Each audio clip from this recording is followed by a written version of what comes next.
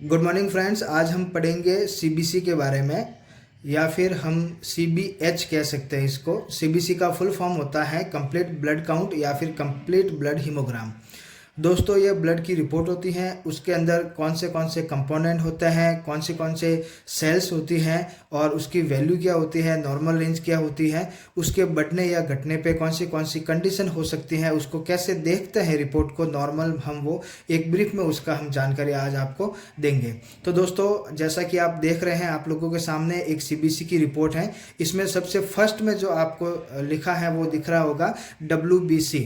इसका full form है white blood cells.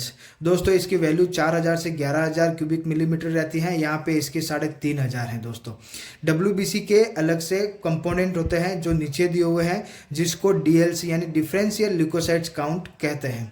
WBC के कंटेंट में ग्रेन्युलोसाइट होते हैं, मोनोसाइट्स होते हैं और लिम्फोसाइट्स होते हैं। ग्रेन्युलोसाइट्स में दोस्तों न्यूट्रोफिल्स होते हैं, इओसिनोफिल्स होते हैं और बेसोफिल्स होते हैं। लिम्फोसाइट्स और मोनोसाइट्स अलग से होते हैं। दोस्तों ये आपके इन्फेक्शन की कंडीशन में न्यूट्रोफिल जो है वो कई बार बढ़ जाता है, लिम्फोसाइट्स की वैल्यू कई बार बढ़ जाती है। इनका रेशियो भी कई बार आपको बढ़ने को देखा हुआ मिल सकता है।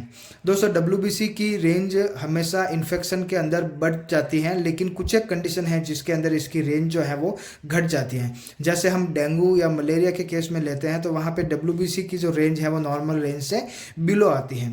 लेकिन बाकी के जितने भी इन्फेक्शन होते हैं, मोस्टली बाकी के जितने भी इन्फेक्शन आपको देखने को मिलते हैं, उसमें आपको WBC की जो रेंज है वो बढ़ी हुई दिखाई देती है। दोस्तों, इसके बाद में आपके HB यानी हीमोग्लोबिन देखा जाता है। इसकी जो रेंज है वो 11 से 15 ग्राम परसेंटेज होती है। दोस्तों, इसमें इसका जो हीमोग्लोबिन है वो 10.8 है, यानी नॉर्मल से जो नॉर्मल रेंज की बिलो लेवल है उससे हल्का सा कम है। इतना सा वेरिएशन रिपोर्ट में कई बार आ जाता है। इसके बाद में आपको देखने को मिलता है प्लेटलेट काउंट। दोस्तों, प्लेटलेट काउंट इसके 2,55,000 है। इसकी वैल्यू जो होती है वो 1,50,000 से 4,50,000 के एवरेज में होती है। इन दोनों के बीच के अंदर होनी चाहिए। थोड़े बहुत ऊपर नीचे वेरिएशन चलते हैं। इसकी जो यहाँ पे प्लेटलेट वैल्यू है वो बिल्कुल नॉर्मल है।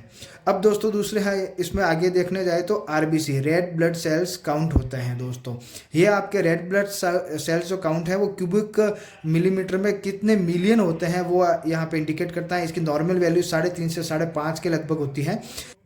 इसके बाद में दोस्तों है हीमेटोक्राइट। हीमेटोक्राइट जो है वो परसेंटेज होता है आपके जो रेड ब्लड सेल्स जो होते हैं उसके अंदर की जो अच्छी सेल्स कौन सी हैं जिसको हम एज ए ब्लड के रूप में गिन सकते हैं, यानी हेल्दी रेड ब्लड सेल्स के रूप में गिन सकते हैं। उसका परसेंटेज वैल्यू होता है। इसके अंदर इसमें थोड़ा सा कम है, तो यहाँ पे आपको एनीमिया की कंडीशन देखने को मिल जाती है। इसके आगे आप देखने को जाए तो MCV मीन कॉर्पस्कल्स वॉल्यूम होता है। दोस्तों, ये आपके एक इंडिकेट जो लेवल होता है या इंडिकेट जो क्वांटिटी होती है, या आपको एक 100 फ्लो ओजेड जो इसकी कैपेसिटी है 80 से 100 फ्लो ओजेड ये होनी चाहिए। यानी आपके एक पर्टिकुलर एरिया में कितने रेड ब्लड सेल्स हैं उसको हम MCV मीन कॉर्पस्कल्स वॉल्यूम कहते हैं। इसके आगे MCH है मीन कॉर्पस्कल हीमोग्लोबिन। तो दोस्तों, एक पर्टिकुलर डायमीटर में या पर्टिकुलर एरिया में या फिर पर्टिकुलर वॉल्यूम के अंदर कितना हीमोग्लोबिन है वो आपको ये इस चीज़ में इंडिकेट करता है। तो दोस्तों, ये थी CBC की रिपोर्ट, जिसमें मैंने आपको ब्रीफ में बताया है कि CBC की रिपोर्ट में कौन से कंपोनेंट होते हैं और इसको हम कैसे रीड करते हैं।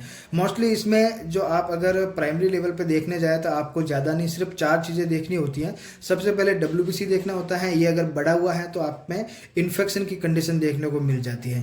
हीमोग्लोबिन आपके कम है तो एनीमिया देखने को मिल सकता है। प्लेटलेट आपके अगर कम है तो आपके वहाँ पे ब्लीडिंग टेंडेंसी देखने को मिल सकती है, यानी प्लेटलेट कई बार कम हो जाते हैं तो आपके अंदर से ब्लड के जो फ्लो की कैपेसिटी है वो बढ़ जाती है। ब्लड जो है उसके थक्के नहीं जमते हैं, तो कहीं पे लगती हैं तो ब्लड आपके रुकता नहीं है। मोस्टली ये 3 चीज़ें आपको देखनी होती हैं। उम्मीद करता हूँ दोस्तों आपको समझ में आया होगा। समझ में आया है तो हमारे वीडियो को ज़्यादा से ज़्यादा लाइक करें, शेयर करें, चैनल को सब्सक्राइब करें। मिलते हैं दोस्तों नई वीडियो में, तब तक के लिए नमस्कार।